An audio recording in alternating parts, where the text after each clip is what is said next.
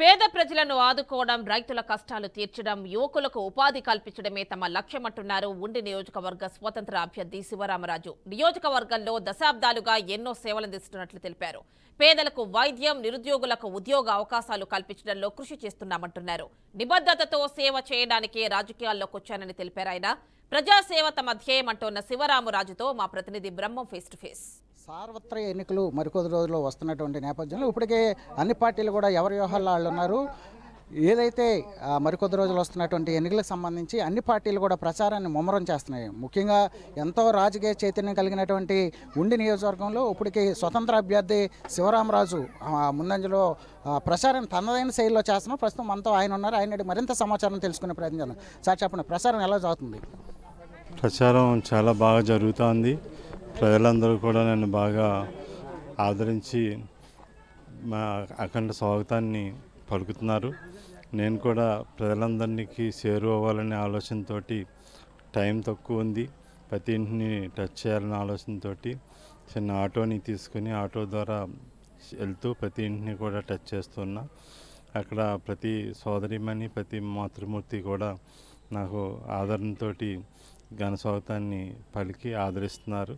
అట్లాగే మా ఉండి నియోజకవర్గం అంతా కూడా రైతాంగం, ఆక్వా రైతాంగం నేను గతంలో చేసిన రైతులకు చేసిన అభివృద్ధిని, అట్లాగే ఆక్వా రైతులకు చేసిన అభివృద్ధిని తలుచుకుంటూ ఈరోజు ఆక్వా సంక్షోభంలో ఉంది, నువ్వు ఉంటే ఈ పరిస్థితులు మాకు ఉండేది కాదు అని ప్రతి ఒక్కరూ కూడా స్మరణ చేసుకుంటూ నన్ను ముందుకు నడుపుతూ ప్రజలందరూ కూడా నన్ను ఆదరిస్తూ ఉన్నారు.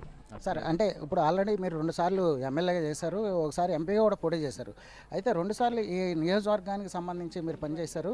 మరోసారి ఇంకొక అవకాశం అంటూ కూడా మళ్ళీ వస్తున్నారు. ఈ గ్రామ ప్రజలు కావచ్చు, లేకపోతే నియోజక ప్రజలు మీకు ఎందుకు ఓటు వేయాలి అని అడిగితే మీరు ఏం చెప్తారు?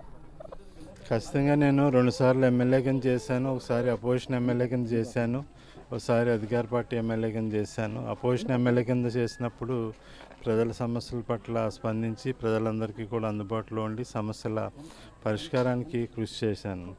సపోజు కరెంటు కోతలు ఉండేవి, కరెంటు కోతలు ఉంటే నేను అపోజిషన్ ఎమ్మెల్యేగా ప్రజలందరూ కూడా నన్ను అడిగారు, బాబు కరెంటు కోతలు ఎక్కువగా ఉంటున్నాయి, మేము ఇబ్బంది పడుతున్నామని చెప్పి వృద్ధులు కానీ పిల్లల ఏడుపులు కానీ ఇబ్బంది పడుతున్న పరిస్థితుల్లో బాలింతలు నన్ను కరెంటు కోతలు లేకుండా చూడు బాబు అని అడిగేవారు. అటువంటి పరిస్థితుల్లో నేను అధికార పార్టీకి ఎమ్మెల్యేని కాదు, అపోజిషన్ ఎమ్మెల్యేని అయినా కానీ ఆ రోజు మనుటెండ్లో దీక్ష చేశాను. ఆ దీక్షకి స్పందించి అధికారులు మా ఉండి నియోజకవర్గంలో కరెంటు కోతలు లేకుండా చేశారు. ఈ విధంగా ప్రతి సమస్యకి అపోజిషన్లో పరిష్కారం చూపించాను.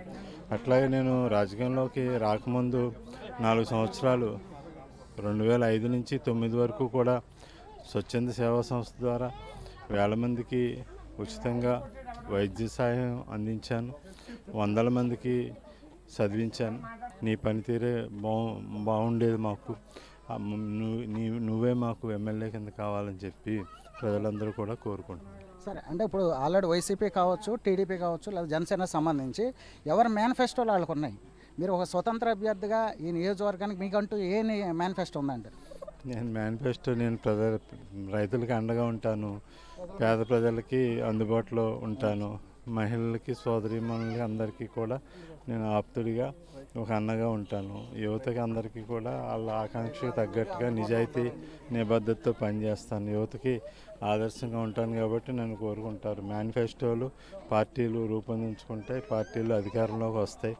నేను ఇక్కడ ప్రజల ఆకాంక్షతోటి ఆశీస్సులతోటి గెలిచి అధికార పార్టీ మద్దతు తీసుకుంటాను, అవసరమైన చోట ప్రశ్నిస్తాను. పార్టీ ప్రభుత్వం చేసే పథకాలు, అభివృద్ధి, సంక్షేమాన్ని ప్రజలకి సమర్థవంతంగా అందించగలుగుతాను. అదే నా మేనిఫెస్టో. నేను ప్రజలకి అండగా ఉండటం, రైతులకి అండగా ఉండటం, పేద ప్రజానీకానికి అందుబాటులో ఉండటమే నా మేనిఫెస్టో. ఇది పరిస్థితి. ఏదైతే ఉండి నియోజకవర్గానికి సంబంధించి స్వతంత్ర అభ్యర్థిగా తన ప్రచారాన్ని ముమ్మరం చేస్తున్నారు. ఇదే నేపథ్యంలో ఏదైతే నియోజకవర్గం సంబంధించి అభివృద్ధి ముఖ్యం, ప్రజలతోనే ఉంటాను, ఎన్ని మేనిఫెస్టోలు ఉన్నప్పటికీ కూడా ప్రజల ఎంత ఉంటుంది తన యొక్క మేనిఫెస్టో అని చెప్పేసి ఉండి శివరామరాజు చెప్తాను. ఇదే పరిస్థితి. కెమెరామ్యాన్ శ్రీనుతో బ్రహ్మం, బీఆర్కే న్యూస్, ఉండి నుంచి.